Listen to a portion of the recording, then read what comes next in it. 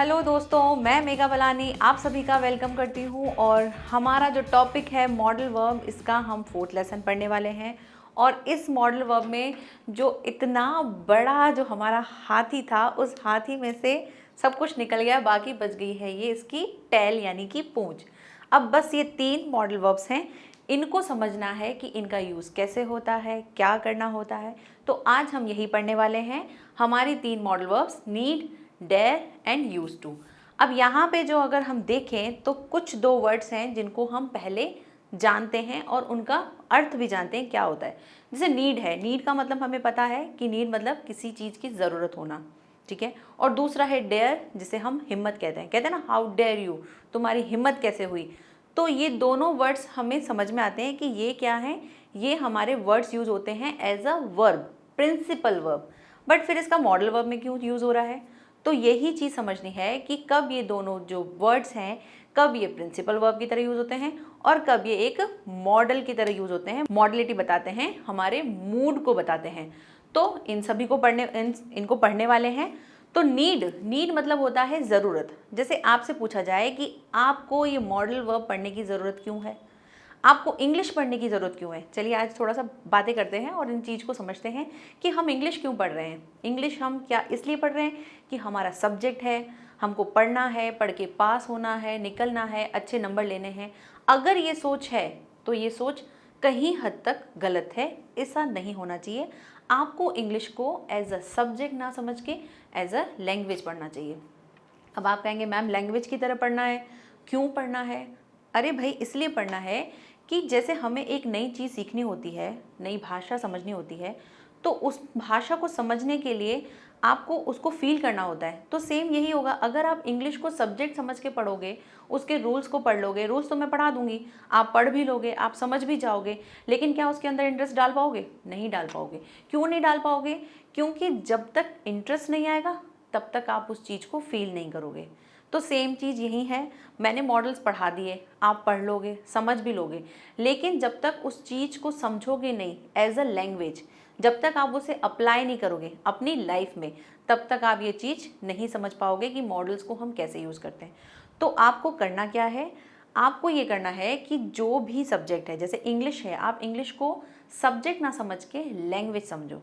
ठीक है, लैंग्वेज समझ लेंगे। अब मैडम लैंग्वेज समझ लिया, इंटरेस्ट कैसे लाएं? तो इंटरेस्ट लाने के लिए मैं ये नहीं बोलूँगी कि आपको बुक्स पढ़नी चाहिए, न्यूज़पेपर पढ़ो, ये देखो वो देखो ना। आपको करना क्या है, आपको इंटरेस्ट लाने के लिए अपनी ही इंटरेस्ट की चीज़ें हैं उनको इन्वॉल्व कर लो। कैसे करोगे? जैसे मान लो आप फेसबुक चलाते हो, इंस्टाग्राम भी चलाते हो, ठीक है। तो आपको करना क्या है, आपके सामने माहौल रखना है। आपको आपके सामने इंग्लिश से जुड़ी हुई चीज़ें आनी चाहिए। तो वो कैसे आएंगी? बुक्स पढ़ोगे, आप कहोगे मैम हम अपनी बुक्स ही नहीं पढ़ पाते हैं, तो हम इंग्लिश सुधारने के लिए क्या बुक्स पढ़ेंगे, अभी नहीं पढ़ पाते हैं, अभी टाइम नहीं है। तो ठीक है, उसको नहीं पढ़ो। आप जब भी फेसबुक चलाते हो, सोशल मीडिया पे जाते हो, फेसबुक पे अपने जो भी इंटरेस्ट हैं, जैसे आपका इंटरेस्ट है क्रिकेट में, तो क्रिकेट के संबंध में आप कोई भी एक पेज लाइक कर लो। बट वो कैसा होना चाहिए, उसका इंग्लिश में कंटेंट होना चाहिए। कंटेंट जो हो वो इंग्लिश में हो। जैसे गर्ल्स हैं, गर्ल्स को लगता है कि हमें फैशन से रिलेटेड देखना है, हमें थोड़ा सा ड्रेसेस का देखना है, हमको हमको थोड़ा सा मैगजीन देखनी है।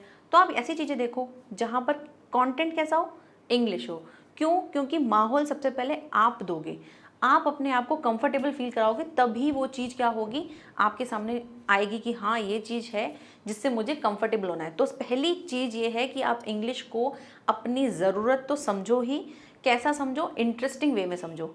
और उसको समझने के लिए शुरुआत आपको करनी होगी। तो आज हम शुरू कर रहे हैं। ऐसे बीच में छोटी छोटी सी टिप्स मैं आपको देती रहूँगी कि कैसे आप अपनी इंग्लिश जो है उसे एज अ लैंग्वेज समझो और उसे कैसे इंटरेस्टिंग बनाओ। तो आपको करना क्या है, बस वही फेसबुक पे आप अपने ऐसे पेजेस लाइक कर लो जो इंग्लिश में कंटेंट देते हो, आपका इंटरेस्ट भी हो। तो इंटरेस्ट होगा, जैसे आपको किसी क्रिकेटर के बारे में पढ़ना है या क्रिकेट से जुड़ी हुई जो भी लेटेस्ट न्यूज़ पढ़नी है, आप उसको इंग्लिश में पढ़ो। कुछ कुछ चीज़ें समझ में आएगी, एटलीस्ट अपने आप को उस इंग्लिश कंटेंट से कंफर्टेबल कराओ। समझ में आए ना आए, लेकिन आपकी आंखों से जब वो इंग्लिश के कंटेंट्स निकलेंगे, जो वो लाइनें निकलेंगी, उससे अपने आप को कंफर्टेबल करो। जैसे हम जैसे ही एकदम से इंग्लिश में कुछ देख लेते हैं, हम चेंज करके उसे हिंदी में सर्च करने लग जाते हैं कि चलो हिंदी में देखते हैं इसको, उसको बेहतर तरीके से समझ पाते हैं। तो सेम आपको करना क्या है, आपको इंग्लिश से कंफर्टेबल होना है। चलिए, ये तो हो गए ज्ञान के मोती। अब आगे बढ़ते हैं। आगे हमको सीखना है नीड और डेयर और यूज टू। सबसे पहले हम नीड को समझते हैं कि नीड क्या होता है। नीड का जो यूज़ करते हैं, नीड होता है हमारी एक प्रिंसिपल वर्ब होती है, यानी हमारी एक एक्शन वर्ब होती है, क्योंकि इसमें हम क्या बोलते हैं, नीड का मतलब होता है ज़रूरत पड़ना। तो ज़रूरत पड़ना एक प्रिंसिपल वर्ब है। तो फिर इसको मॉडल वर्ब क्यों दिया है, क्योंकि इसका use as a modal verb भी यूज़ होता है। तो पहला पॉइंट है कि नीड जो है वो प्रिंसिपल वर्ब और मॉडल वर्ब दोनों की तरह यूज़ होता है। इसलिए इसको क्या बोलते हैं हम इसको सेमी मॉडल वर्ब कहते हैं। सेमी मॉडल वर्ब या फिर मार्जिनल वर्ब कहते हैं। क्यों, क्योंकि ये आधा क्या काम करती हैं, आधा काम करती है ये प्रिंसिपल वर्ब का, और कभी ये काम करती है कैसे, एज अ मॉडल। तो दो तरह के यूज़ हो गए। अब इसको समझते हैं कि कब कैसे प्रिंसिपल वर्ब में यूज़ होती है और कब मॉडल वर्ब में यूज़ होती है। तो दूसरा पॉइंट जो इसमें कहते हैं वो कहते हैं कि मॉडल वर्ब के रूप में अगर इसका प्रयोग किया जाता है तो नेगेटिव और इंट्रोगेटिव सेंटेंस में किया जाता है। मतलब जब आप मॉडल वर्ब की तरह इसको अगर यूज़ करोगे नीड को, तो या तो वो कैसे यूज़ होंगे, या तो वो यूज़ होंगे हमारे नेगेटिव सेंटेंस यानी नकारात्मक वाक्य, या फिर कैसे होंगे, वो होंगे हमारे इंट्रोगेटिव प्रश्नवाचक वाक्य। अब यहाँ पे बहुत से बच्चों का एक पॉइंट था, इसलिए मैंने ये कंसिडर किया है कि मैम हिंदी में कंटेंट लिखिए। तो मैंने हिंदी में कंटेंट लिखा है ताकि आप कंफर्टेबल हो। लेकिन अब आपको करना क्या है, अब आपको थोड़ा थोड़ा सा इंग्लिश को भी अपनी लाइफ में लेना है कि इंग्लिश के कंटेंट देखकर भी उसे समझो, उसको अब देखो, एटलीस्ट देखो और समझने की कोशिश करो। नहीं होता है तो नेक्स्ट टाइम करेंगे, बट कोशिश करनी चाहिए कि जितना हो सके आप अपने आसपास इंग्लिश को देखो। क्योंकि पढ़ के पास हो जाओगे, दैट्स ओके, हो जाओगे, कोई बड़ी बात नहीं है, पढ़ के पास हो जाओगे, लेकिन इंग्लिश आपका पीछा नहीं छोड़ेगी। आप जब तक आगे बढ़ते जाओगे वो आपके पीछे पीछे पीछे बहुत ही तेज की रफ्तार से आपके पीछे पीछे आएगी। तो इससे अच्छा है कि भागने से अच्छा है उसके पास चले जाओ और उसको सॉल्व करके ख़त्म करो। तो वही हम करने वाले हैं। तो मॉडल वर्ब की तरह यूज़ होता है। तीसरा पॉइंट इसका क्या है, तीसरा पॉइंट है कि नीड का जो प्रयोग किया जाता है वो प्रिंसिपल वर्ब जो होती है, प्रिंसिपल वर्ब मतलब जो हम जितनी भी हमारी एक्शन वर्ब होती हैं, जैसे खाना पीना सोना हंसना, इसी तरह से नीड को भी हम प्रिंसिपल वर्ब की तरह यूज़ करते हैं। और यहाँ पे क्या लगाते हैं, इन्फिनेटिव टू। हमने बात की थी जब भी हम किसी वर्ब के आगे टू लगाते हैं तो वो क्या बन जाता है, इन्फिनेटिव हो जाता है। तो टू लगा के उसका यूज़ करते हैं नीड का। और या फिर हम जैसे हम प्रिंसिपल वर्ब में क्या यूज़ करते थे, वर्ब के साथ एस या ईएस लगाते थे, या फिर वर्ब के साथ हम कोई भी हेल्पिंग वर्ब लगाते थे, जैसे विल लगा देते थे, डिड लगा देते थे। तो इस तरह से आप अगर नीड को किसी हेल्पिंग वर्ब के साथ लिखते हो, या वर्ब में आप आईएनजी लगा के, या फिर आप वर्ब के साथ एस या ईएस लगा के अपने सेंटेंस को लिखते हो, तो क्या यूज़ होती है, वो एज अ प्रिंसिपल यूज़ होती है। अब एक बात यहाँ ध्यान रखो, अगर नेगेटिव और इंट्रोगेटिव सेंटेंस यहाँ है तो असर्टिव सेंटेंस यानी अफर्मेटिव जो सेंटेंस होते हैं उनके लिए क्या यूज़ होगी, उनके लिए प्रिंसिपल वर्ब यूज़ होगी। कैसे यूज़ होगी, प्रिंसिपल वर्ब के साथ हम क्या लगाएंगे, टू लगा देंगे, और जो भी हमारी नीड है, जैसे नीड के साथ हम टू लगा के क्या यूज़ करेंगे, उसको एज अ प्रिंसिपल वर्ब की तरह यूज़ करेंगे अफर्मेटिव सेंटेंस में। ठीक है, अब अगर अफर्मेटिव सेंटेंस में यहाँ पे यूज़ हो रहा है तो क्या हम इसके साथ नॉट नहीं लगाएंगे, अगर यानी अगर एज अ प्रिंसिपल वर्ब अगर हम कहते हैं मुझे इस चीज़ की ज़रूरत नहीं है, तो मैं ज़रूरत नहीं है की बात कर रही हूँ, तो क्या मैं नॉट नहीं लगाऊंगी, बिल्कुल लगाएंगे।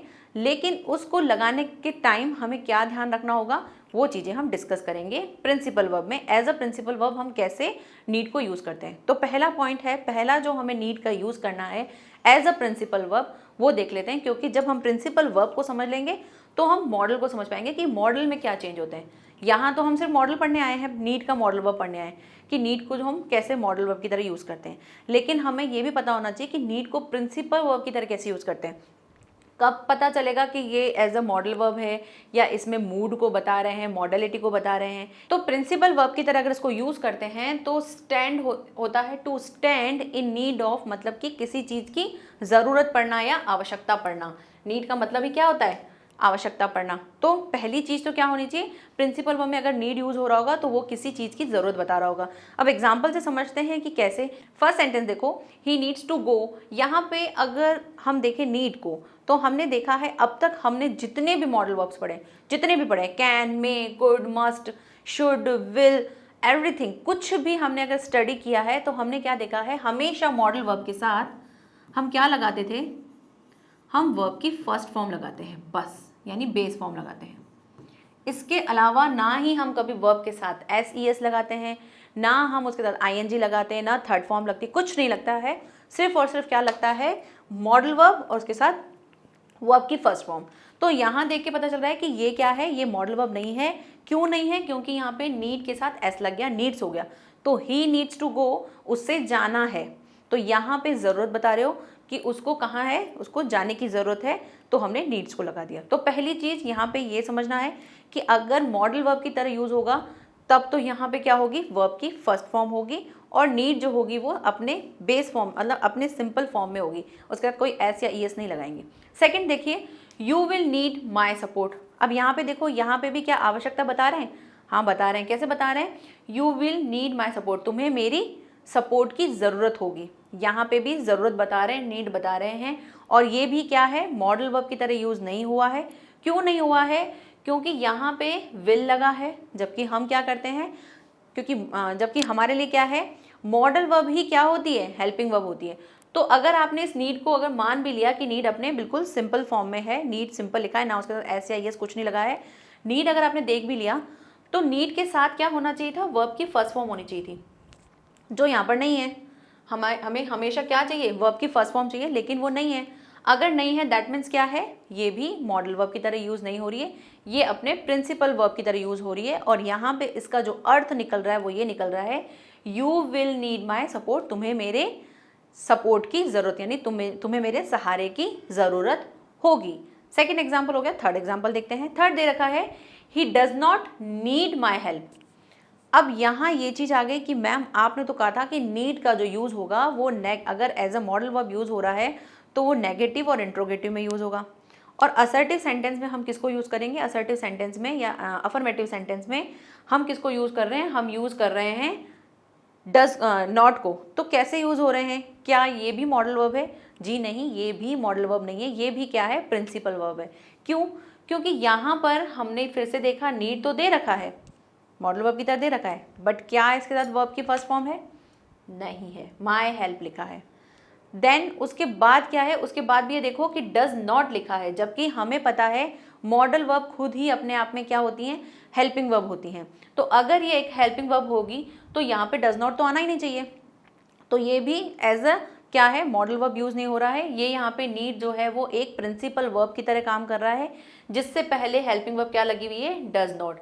तो यहाँ पे अर्थ क्या निकल के आ रहा है कि he does not need my help, उससे मेरे हेल्प की ज़रूरत नहीं है। तो यहाँ पे भी हमने ज़रूरत की बात कर दी, नीड को प्रिंसिपल वर्ब की तरह। लास्ट एग्जाम्पल और देखते हैं, do you need my help, क्या तुम्हें मेरी हेल्प की ज़रूरत है, क्या तुम्हें मेरी ज़रूरत है।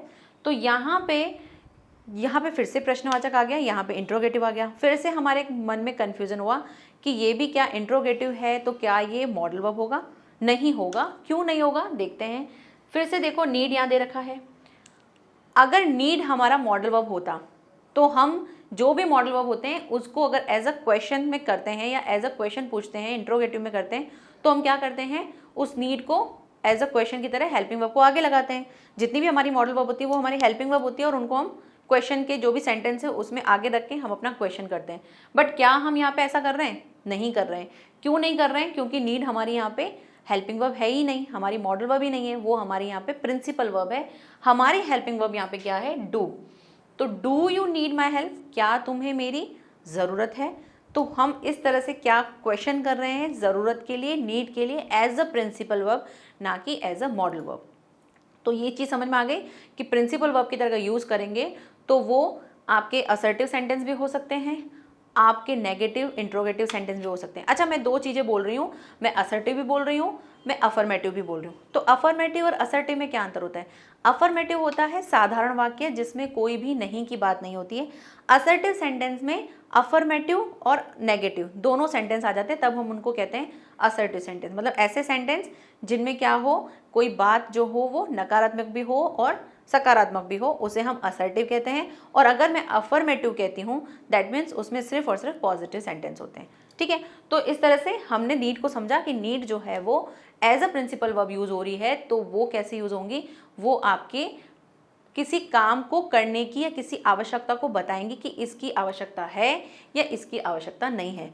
अब यहाँ ये चीज़ तो हमने समझ ली, लेकिन जैसे ही नीड को हम मॉडल की तरह समझेंगे तो वहाँ पर कुछ कन्फ्यूजन होंगे, वो समझते हैं वो क्या होंगे। तो आगे बढ़ते हैं। नेक्स्ट देखो नीड। अब नीड का जो नेक्स्ट यूज है मॉडल वर्ब के रूप में, नीड को हम बोल रहे हैं एब्सेंस ऑफ नेसेसिटी और ऑब्लिगेशन का भाव व्यक्त होता है। हमने अभी भी प्रिंसिपल वर्ब में समझा था नीड क्या होता है, किसी चीज़ की ज़रूरत होना, कि मुझे इस चीज़ की ज़रूरत है या मुझे इस चीज़ की ज़रूरत नहीं है। ठीक है, तो नीड को आप एज अ प्रिंसिपल वर्ब क्या यूज़ करोगे, किसी ज़रूरत के लिए। नेक्स्ट यहाँ पे जो हम नीड को यूज़ कर रहे हैं वो है एब्सेंस ऑफ नेसेसिटी। एब्सेंस का मतलब क्या होता है, जब हम बोलते हैं ना वह एब्सेंट है, दैट मीन्स वो अनुपस्थित है, किसी चीज़ की ज़रूरत नहीं होना। तो एब्सेंस ऑफ नेसेसिटी, नेसेसिटी मतलब होता है आवश्यकता या फिर ज़रूरत। तो जब नीड को हम as a modal verb use करेंगे तो हम ये बताना चाहेंगे, पहली बात तो हम जब भी मॉडल वर्ब में यूज़ करेंगे नीड को तो वो दो तरीके के सेंटेंस होंगे, या तो होंगे वो नेगेटिव या फिर होंगे वो इंटरोगेटिव। अगर नेगेटिव और इंट्रोगेटिव होते हैं तो दैट मीन्स जो भी हम यूज़ कर रहे हैं उनमें क्या भाव आएगा, या तो किसी चीज़ की आवश्यकता नहीं होना होगा या किसी चीज़ की ज़रूरत नहीं पड़ना होगा, या फिर ऑब्लिगेशन, ऑब्लिगेशन मतलब दायित्व, आपका उस काम के प्रति दायित्व होगा या फिर नहीं होगा, उसके संबंध में होगा।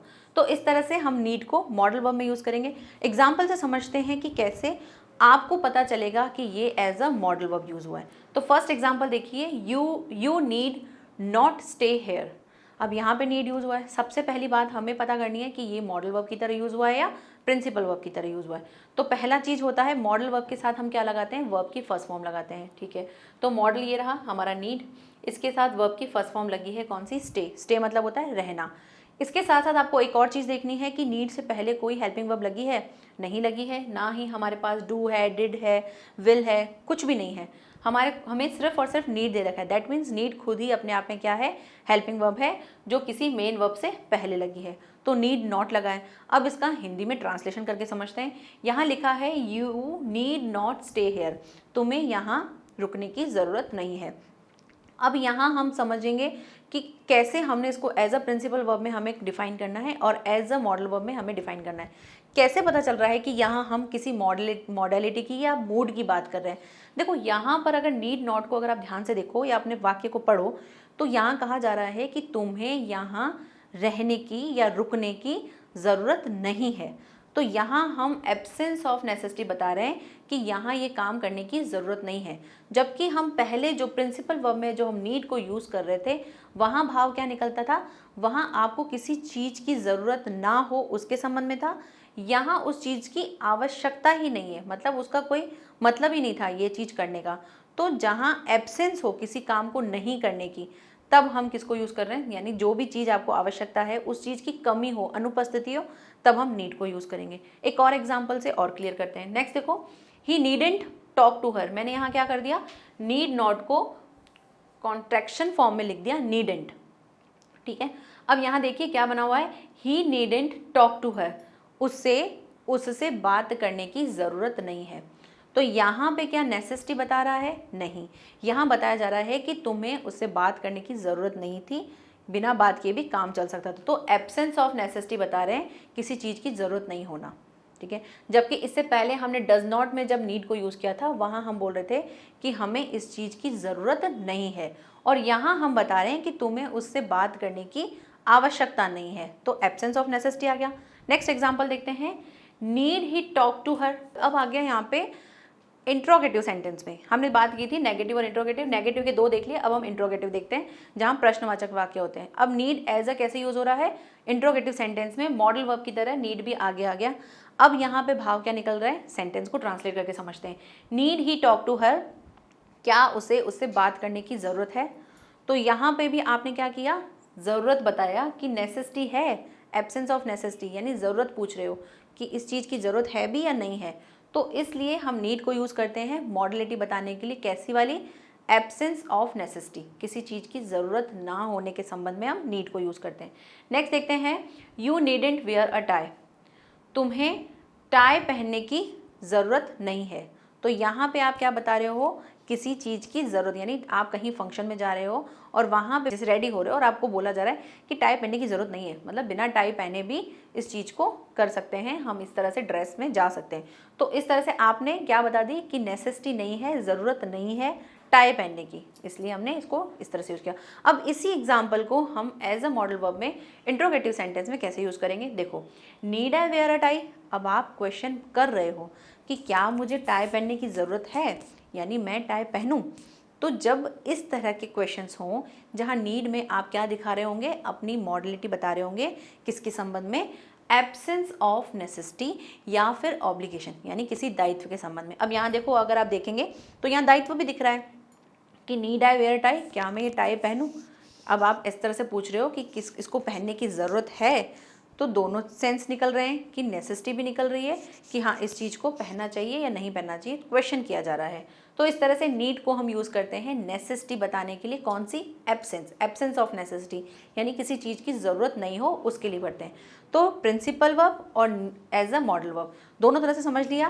प्रिंसिपल वर्ब की तरह अगर नीड को लोगे तो वो नीड का मतलब होगा किसी चीज़ की आपको ज़रूरत नहीं है, और अगर उसे एज अ मॉडल वर्ब लेंगे, अगर नीड को हम एज अ मॉडल वर्ब देखते हैं तो हमारा अर्थ क्या निकल रहा होगा, हमारा अर्थ निकल रहा होगा उस चीज़ की आवश्यकता नहीं है। अब इसी की कड़ी में एक और थर्ड पॉइंट है जो नीड के संबंध में होता है, वो है परफेक्ट टेंस में नीडेंट हैव और वर्ब की थर्ड फॉर्म का प्रयोग ऐसे वाक्यों को या ऐसे कार्यों को व्यक्त करता है जो वास्तव में नहीं किया जाना ही उचित था, यानी ऐसा कोई काम था जो आपने कर दिया बट उसको करने की ज़रूरत नहीं थी, वो मतलब करना सही नहीं था। उस संबंध में जब हम ऐसे वाक्य बोलते हैं तब हम नीडेंट को लगाते हैं, क्योंकि नीडेंट का मतलब ही होता है किसी चीज़ की ज़रूरत नहीं होना या एब्सेंस ऑफ नेसेसिटी, मतलब ये काम जो था ज़रूरी नहीं था करना, तब हम यूज़ करते हैं नीडेंट को। तो सेम यहाँ पे भी अब तक हमने जितने भी सेंटेंस देखे थे कुड हैव के साथ हम लगाते थे वर्ब की थर्ड फॉर्म, वहाँ भी हम किसी पास्ट के बारे में बोलते थे कि ये चीज़ ऐसे होनी चाहिए थी बट नहीं हुई। तो जब भी हम इस टाइप के सेंटेंस यूज़ करते हैं तो हम किसी पास्ट के बारे में बता रहे होते हैं कोई काम। अब सेंटेंस को समझते हैं, उसके बाद उदाहरण लेते हैं। फर्स्ट सेंटेंस है आपके सामने, you needn't have resigned that job. मान लो आप एक जॉब में थे, आप जॉब कर रहे थे, अब आपने वो जॉब में रिज़ाइन डाल दिया, मतलब उस जॉब को छोड़ दिया। अब इस समय आपके सामने ये सेंटेंस बोला जाए, you needn't have resign that job, यानी तुम्हें उस जॉब को रिज़ाइन, मतलब उस जॉब के लिए रिज़ाइन करने की ज़रूरत नहीं थी। तो जब भी ऐसे काम हो जो आपने पास्ट में कर दिए जिसकी ज़रूरत नहीं थी, तब हम नीडेंट को यूज़ करते हैं, ठीक है। तो इस तरह से फर्स्ट एग्जाम्पल हो गया। एक और एग्जाम्पल से समझते हैं। नेक्स्ट देखिए, you needn't have bought such a costly gift. मान लो आप किसी का बर्थडे है या किसी की एनिवर्सरी है, आप उसके लिए गिफ्ट लेके आए। जब गिफ्ट लेकर आ गए, पैसे दे दिए, गिफ्ट घर पे आ गया, और जब आपने सामने वाले को गिफ्ट दिया और गिफ्ट देने के बाद जब पूछते ना कि भाई गिफ्ट दे दिया, अब बताओ उसके पैसे मतलब कितने का पड़ा ये, हम गिफ्ट ले लेते हैं, उसके बाद उसकी कॉस्ट भी देखते हैं कि हाँ सामने वाले ने हमको कौन सा वाला गिफ्ट दिया है, ज़्यादा महंगा दिया है, सस्ता सा ही पकड़ा दिया है।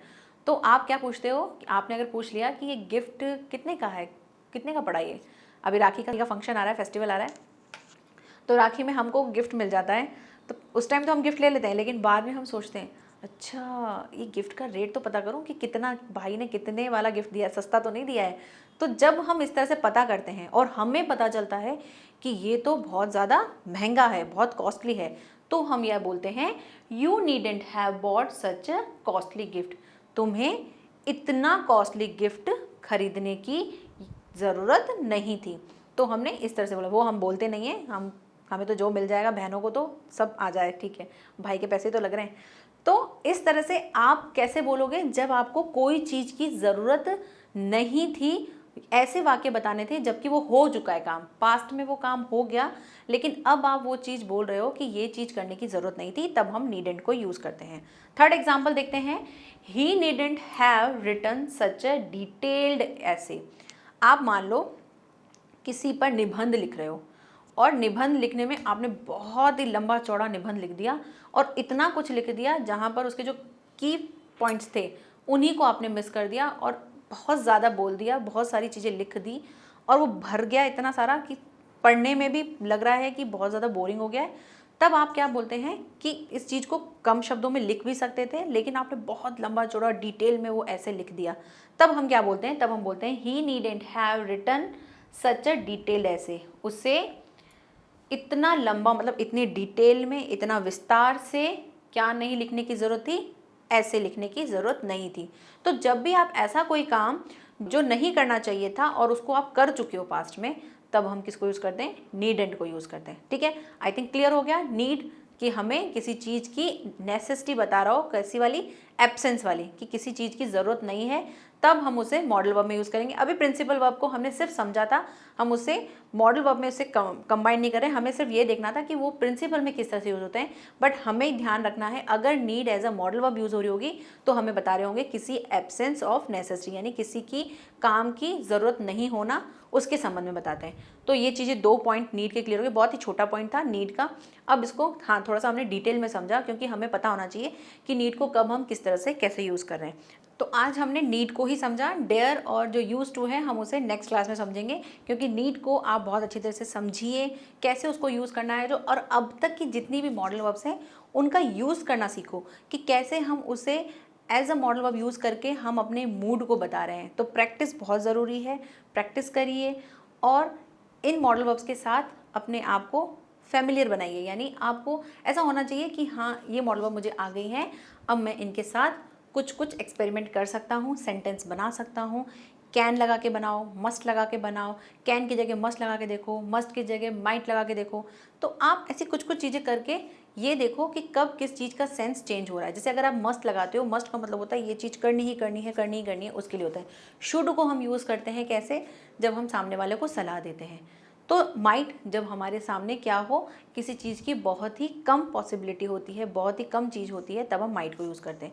तो इस तरह से मॉडल वर्ब को अपने माइंड में एक पिक्चर बना लो कि इसका यूज़ इस तरह से होता है, इसका यूज़ इस तरह से होता है, और उसको आप यूज़ करो। ठीक है, तो आज की क्लास के लिए इतना ही।